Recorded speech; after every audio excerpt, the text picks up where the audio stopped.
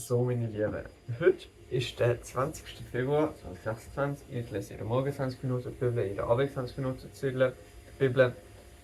Das Wochenende ist der Luzi am Besuch, aber hier ist Consistency, deshalb geht es weiter. Wir sind gestern Karaoke gewesen, ist also egal gewesen. Aber jetzt geht es weiter bei Genesis 19, Sodom and Gomorrah destroyed. That evening the two angels came to the entrance of the city of Sodom. Lot was sitting there, and when we saw them, he stood up to meet them. Then he welcomed them and bowed with his face to the ground. "My lords," he said, "come to my home and wash your feet, and be my guests for the night. You may get up early in the morning and be on your way again." "Oh no," they replied. "We'll just spend the night out here in the city square." But Lot insisted. So at last they went home with him. Lot prepared a feast for them, complete with fresh bread made without yeast, and they ate. But before they retired for the night, all the men of Sodom, young and old, came from all over the city and surrounded the house. They shouted to Lot, "Where are the men who came to spend the night with you? Bring them to us so we can have sex with them." So Lot stepped outside to talk to them, shutting the door behind him. "Please, my brothers," he begged, "don't do such wicked things. Look, I have two virgin daughters. Let me bring them out to you, and you can do with them as you wish. But please leave these men alone, for they are my guests and are under my protection." "Stand back," they shouted. "This fellow came to town as an outsider, and now he's acting like our judge. We'll treat you far worse than those other men." And they jumped towards Lot to break down the door. But the two angels reached out, pulled Lot into the house, and bolted the door. Then they blinded all the men, young and old, who were at the door of the house, so they gave up trying to get inside. Meanwhile, the angels questioned Lot. Do you have any other relatives in the city?" they asked. "Get them out of this place, your sons-in-law, sons, daughters, or anyone else, for we are about to destroy the city completely. The outcry against this place is so great it has reached the Lord, and he has sent us to destroy it." So Lot rushed out to tell his daughters, fiancés, "Quick, get out of the city. The Lord is about to destroy it." But the young men thought he was only joking.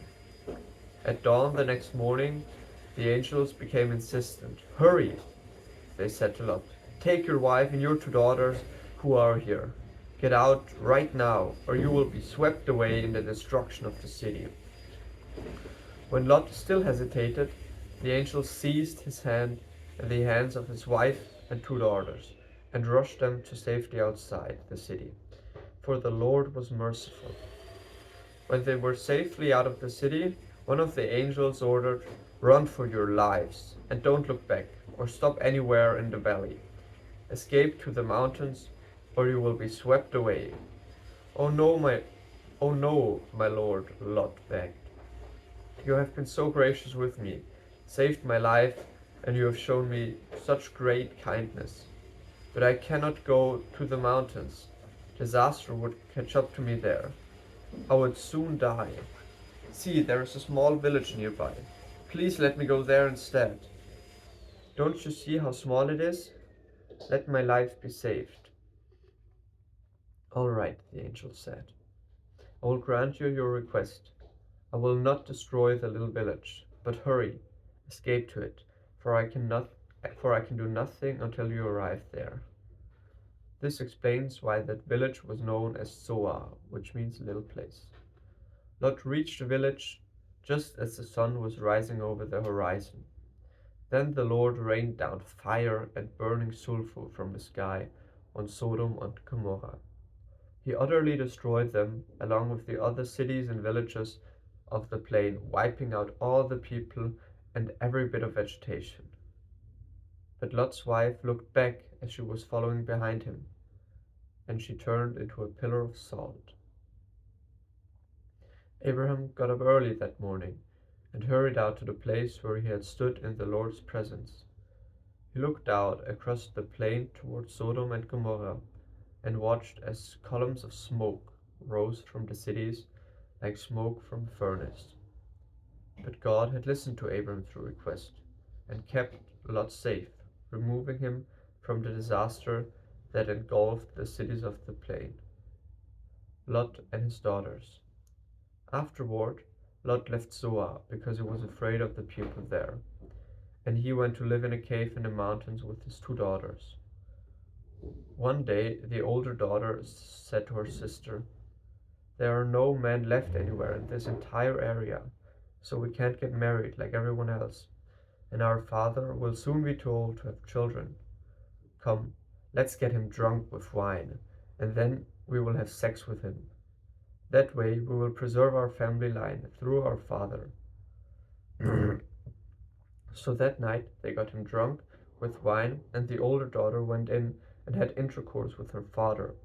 He was unaware of her lying down or getting up again.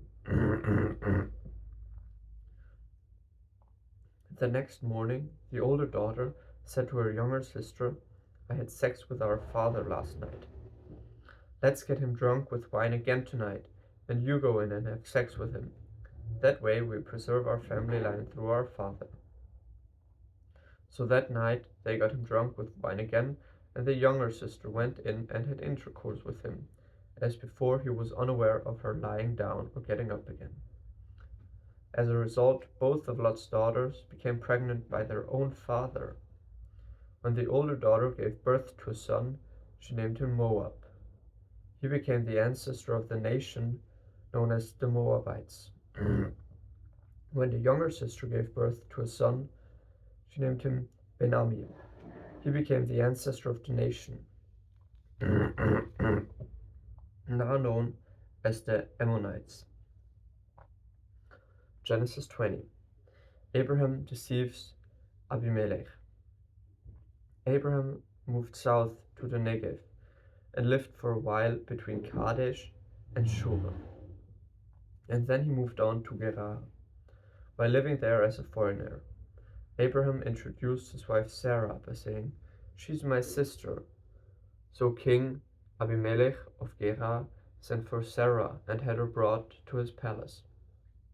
But that night God came to Abimelech in a dream and told him, "You are a dead man, for that woman you have taken is already married."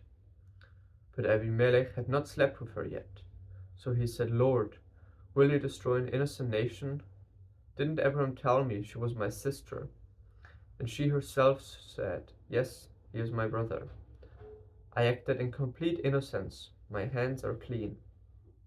In the dream, God responded, "Yes, I know you're innocent. That's why I kept you from sinning against me, and why I did not let you touch her.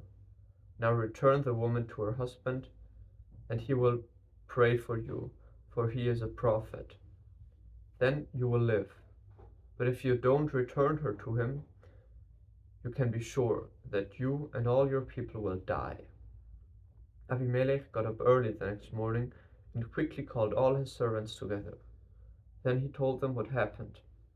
His men were terrified. Then Abimelech called for Abraham. "What have you done to us?" he demanded. "What crime have I committed that deserves treatment like this, making me and my kingdom guilty of this great sin? No one should ever do what you have done. Whatever possessed you to do such a thing?" Abraham replied, "I thought, this is a godless place.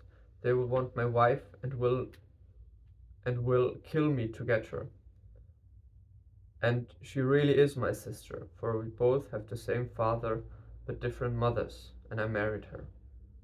When God called me to leave my father's home and to travel from place to place, I told her, 'Do me a favor. Whenever we go, tell people that I am your brother.' Then Abimelech took some of his sheep and goats, cattle and male and female servants, and he presented them to Abraham.